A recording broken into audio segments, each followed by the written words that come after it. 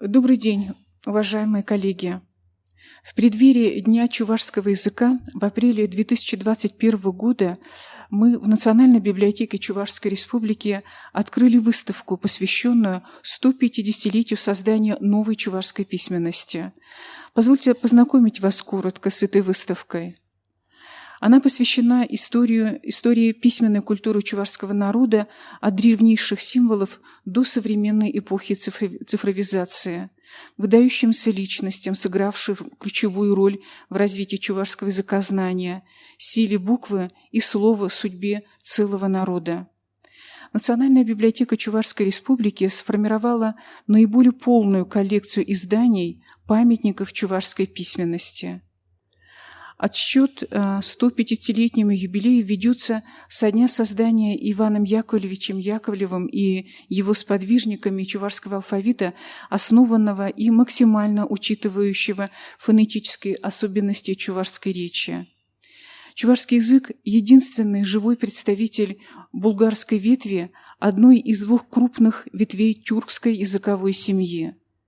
В далеком прошлом предки чувашей пользовались своеобразной графикой, сложившейся в форме рунического письма восточного типа.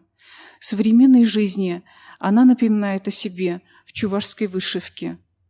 В XX веке в результате проникновения арабской культуры в жизнь Волжской Булгарии получила распространение древнечувашская письменность на основе арабской графики, о чем свидетельствуют надписи на могильных памятниках конца XIII – начала XIV веков.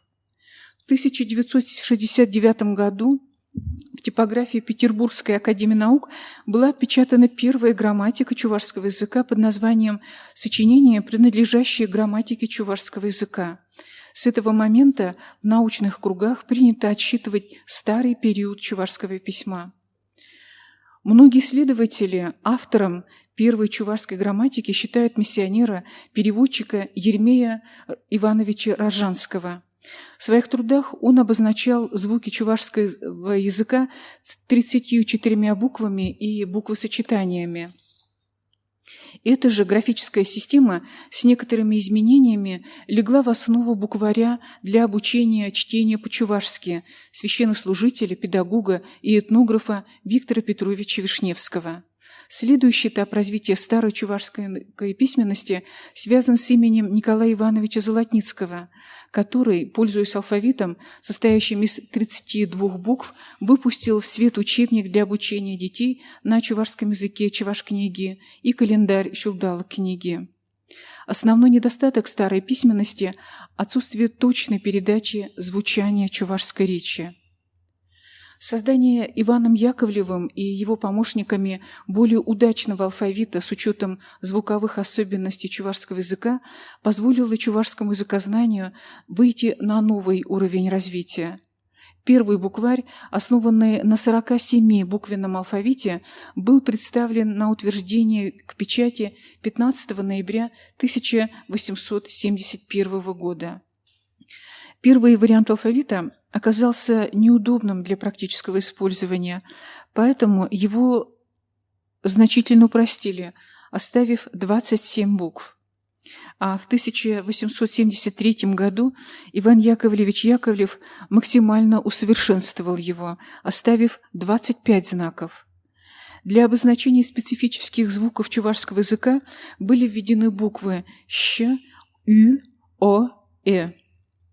С этого периода буквари содержали чувашскую и русскую части и выходили под названием «Букварь для чуваш» с присоединением чувашской азбуки. Они сыграли большую роль в просвещении и приобщении чувашей к русской культуре. Составлением и изданием букварей Иван Яковлев занимался более 40 лет. Первые ученики Симбирской чувашской школы, созданной Иваном Яковлевым в 1868 году, были его единомышленниками и помощниками просветительской деятельности.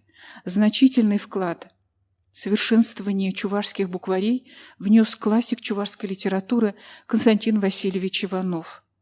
Благодаря его многогранному творчеству в 1912 году был издан новый букварь для чуваш с присоединением русской азбуки для совместного обучения чтению и письму с рисунками и образцами письма.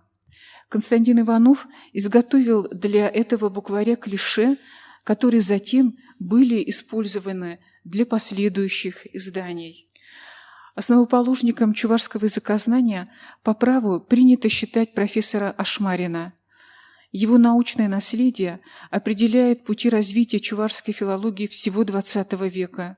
Самый значимый труд Николая Ашмарина – 17-томный словарь чувашского языка.